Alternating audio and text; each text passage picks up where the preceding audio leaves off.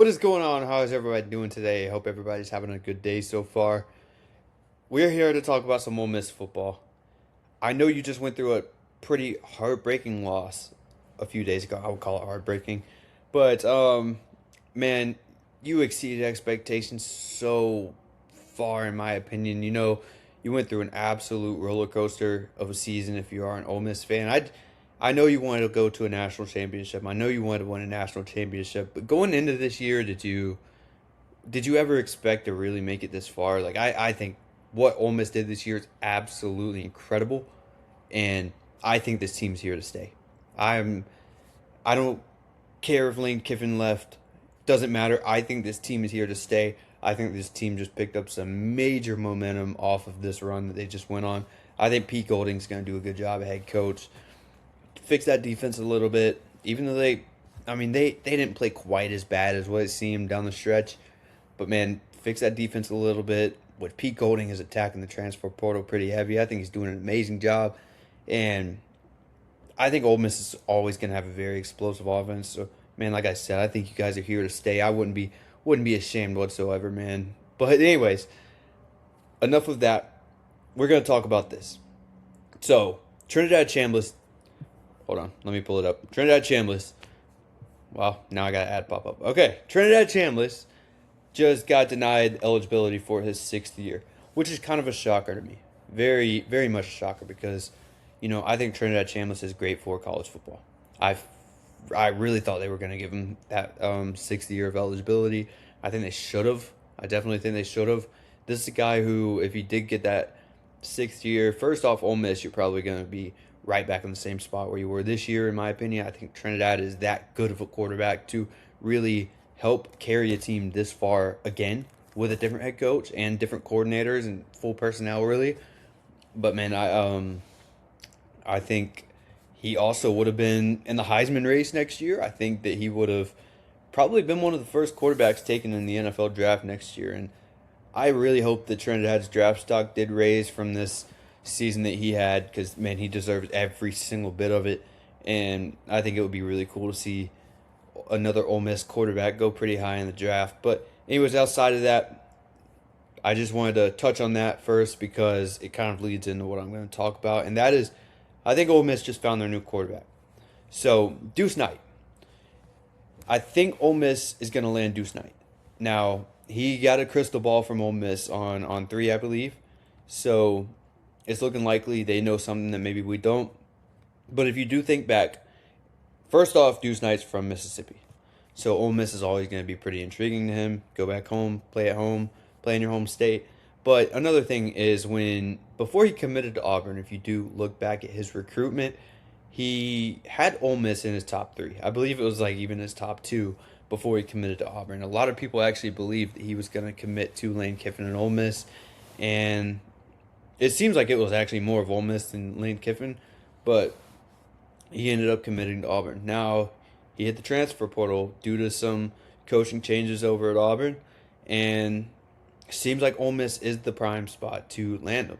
I believe that he'll be in on a visit, if not already, and it seems like they're the head runner. Like they're in the lead to land Deuce Knight as of right now. So I do want to jump into some Deuce Knight stats because, like I said, he was a freshman. You didn't really get to see too much.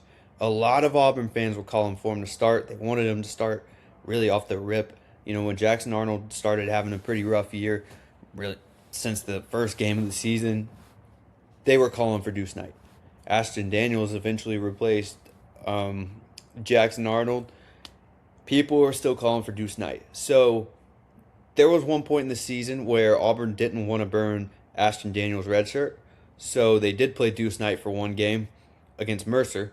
Yes, it was against Mercer, so you can't really take away too much from that. But then when you look at what Deuce Knight did in that game, you can't deny it. You cannot deny it. So 259 through the air in that game, 2 touchdowns, 99.6 QBR.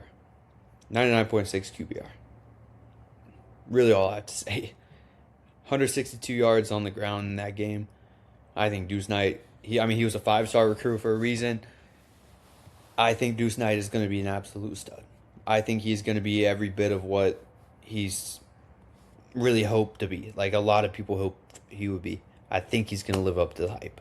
I really do, and I think that Ole Miss is an absolutely fantastic spot for him. I think that he would thrive there in an Ole Miss offense, in an Ole Miss environment. I think that the fans would love him over in Oxford. Man, I really love this fit for Deuce Knight, and I really do hope Ole Miss lands him.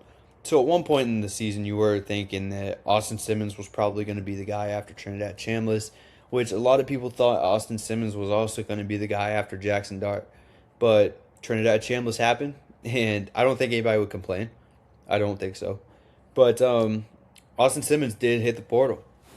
He did hit the transfer portal. He's heading over to Missouri. So you have a big quarterback vacancy right now.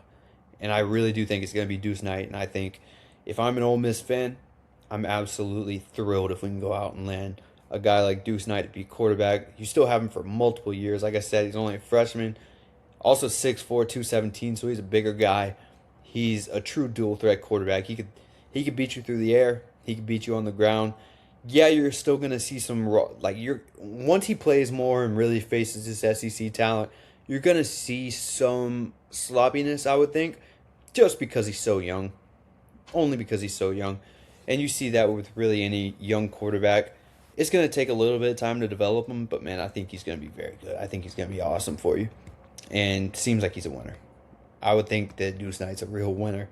Now, I think Pete Golding is absolutely crushing it in the transfer portal so far, and it'll just be the cherry on top if you can go out and get a guy like Deuce Knight, especially when you have a guy like Keywan Lacey coming back.